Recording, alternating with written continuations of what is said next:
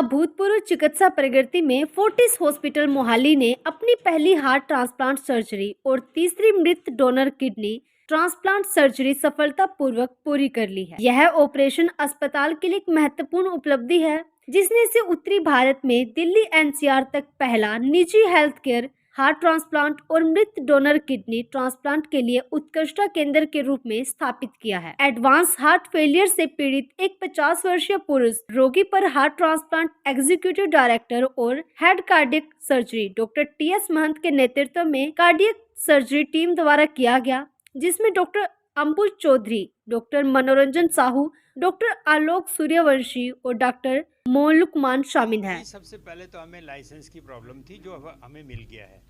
दूसरा प्रॉब्लम हमें थी क्योंकि कोई भी नया प्रोसीजर कहीं भी करना हो तो उसको ऑर्गेनाइज करने में डिफ़िकल्टी तो होती है।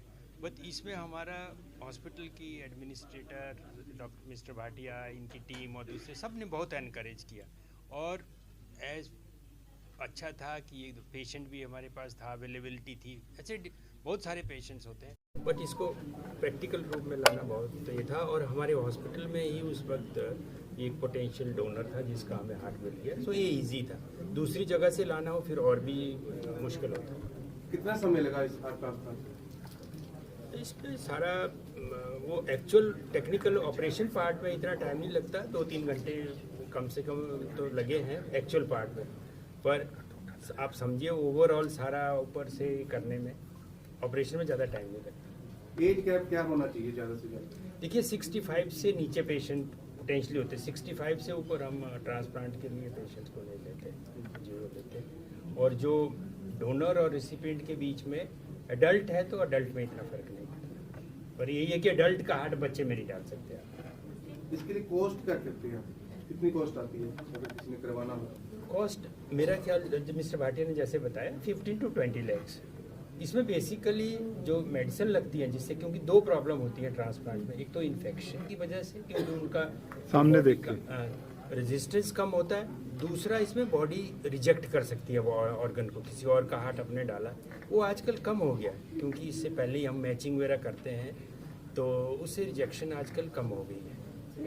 Heart related cases sir increase हो रहे हैं, इसका रीजन बहुत ज़्यादा हमारी कंट्री में lifestyle is the main problem. Lifestyle में आ जाता है। जैसे हम देखें, अभी मैं पिछले हफ्ते एक टॉक दे रहा था, हमारी कंट्री में हार्ट रिलेटेड डेथ्स जो हैं बाई 40% इंक्रीज़ हुई है। बाकी मेरे दूसरी कंट्री में अब हार्ट रिलेटेड डेथ्स बहुत कम हो गई हैं, 9% तक आ गई हैं डेवलप्ड कंट्री में। तो ये तो अलार्म तो है ही हार्ट प्रॉब्लम। और 20% टोटल जितनी डेथ होती है हमारी कंट्री में वो हार्ट प्रॉब्लम की वजह से होती है। सर डोनर्स को किस तरह से देखते हैं? जैसे अभी अवेयरनेस कम है थोड़ी, तो डोनर्स मिल पाते हैं उस हिसाब से? जो ब्रेन डेड होते हैं, खासकर जो ब्रेन डेड होते हैं ना, इसलिए ब्रेन डेड कमेटी होना जरूरी है। जैसे इस पेशेंट की ब्लीडिंग हुई थी ब्रेन में, जिनका ब्रेन डेड हो गया किसी भी वजह से, तो वो पोटेंशियल डोनर होते हैं, या एक्सीडेंट के केसेस। तो पीजीआई में जैसे बहुत सारे केसेस आते हैं जिसमें डेली बेसिस पे ब्रेन डेड डिक्लेयर किया जाता है। हाँ, यही होती है।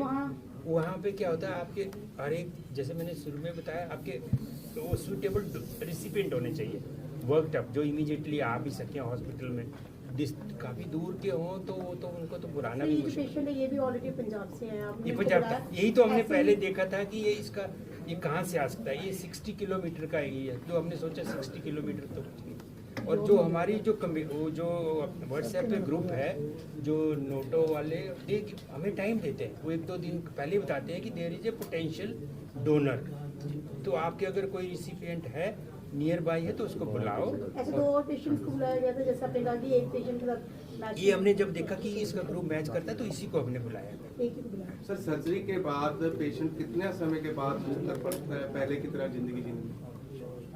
तो कितने % चार्जेस बढ़ जाते हैं उसके जीने के? मैं बताया ये वो नॉर्मल हार्ट, देखो पहले तो वो ऐसा हार्ट था, मैंने इतनी में बताया, जो जिस पेशेंट को आप सोचते हैं कि हार्ट की वजह से एंड स्टेज है, वो 6 महीने साल से ज़्यादा नहीं जिएगा, उसी को लेते हैं, उसी को नया हार्ट लगाते हैं, जिसकी हम लाइफ एक्सपेक्टेंसी सोचते हैं 6 मंथ से ज़्यादा या साल से ज़्यादा नहीं है, तो उन्हीं को लिस्ट में डालते हैं। ब्लड ग्रुप बाद में तो वो नॉर्मल लाइफ, जैसे मैं बताया, उसके नॉर्मल लाइफ लीड करने के चांस है।